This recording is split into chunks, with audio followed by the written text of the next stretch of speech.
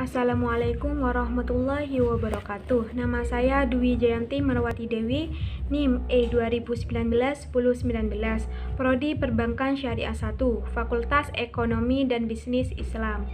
Nah, di sini saya akan menanggapi video yang telah Bapak Wadud kirim yang bertema peradaban Islam pada pemerintahan Muawiyah. Nah, kita langsung saja ke pembahasannya. Nah, yang pertama, masa kekhalifahan Muawiyah.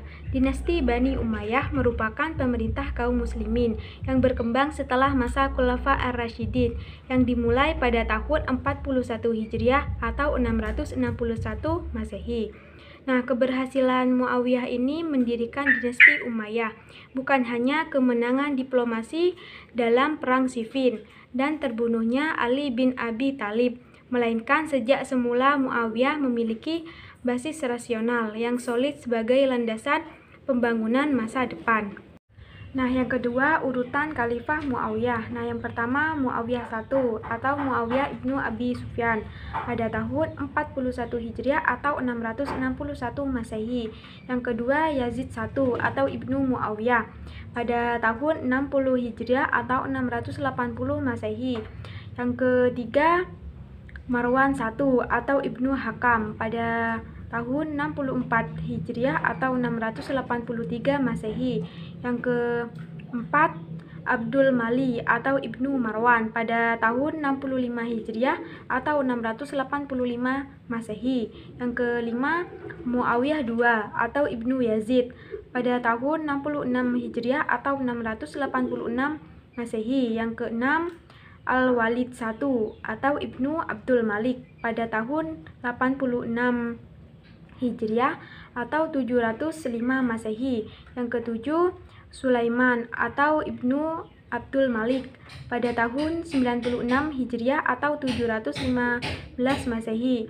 Yang kedelapan, Umar atau Ibnu Abdul Aziz pada tahun 99 Hijriah atau 717 Masehi.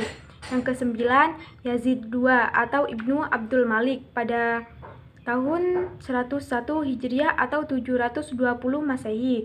Yang kesepuluh, Hisam atau Ibnu Abdul Malik pada tahun 105 Hijriah atau 724 Masehi. Yang kesebelas, Al-Walid II atau Ibnu Yazid II pada tahun 125 Hijriah atau 743 Masehi.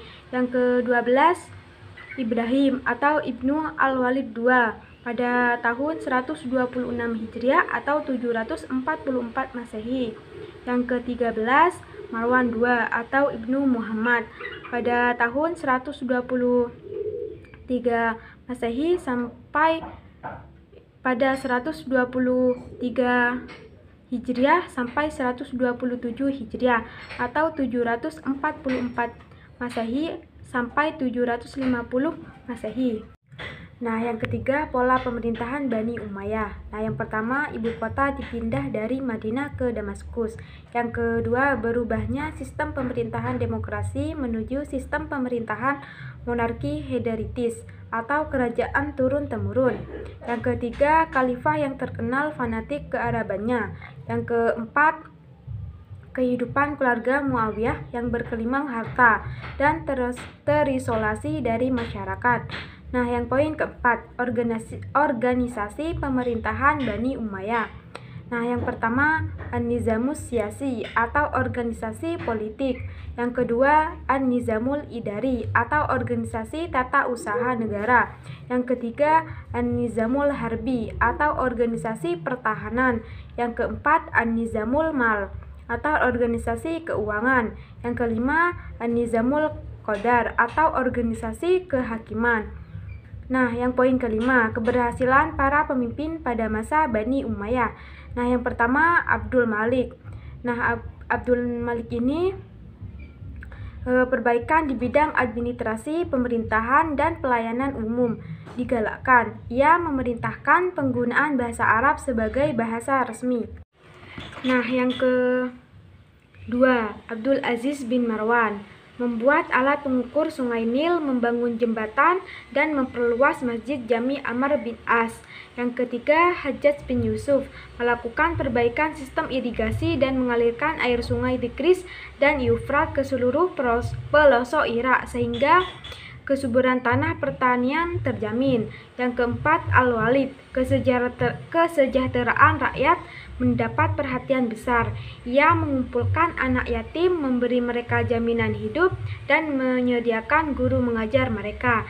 Yang kelima, Umar bin Abdul Aziz melakukan pembersihan di kalangan keluarga Bani Umayyah, melakukan pemecatan terhadap pejabat yang sewenang-wenang, dan melakukan perbaikan lahan pertanian, penggalian sumur, dan lain sebagainya. Setelah kita mempelajari peradaban Islam pada pemerintahan Muawiyah, kita bisa mendapatkan manfaat, yaitu yang pertama, mengetahui tentang peristiwa yang terjadi pada masa kejayaan dinasti Bani Umayyah. Yang kedua, bisa mengetahui tentang keberhasilan yang dicapai oleh tokoh-tokoh Bani Umayyah. Nah, seperti Abdul Malik yang melakukan perbaikan di bidang administrasi, pemerintahan, dan pelayanan umum.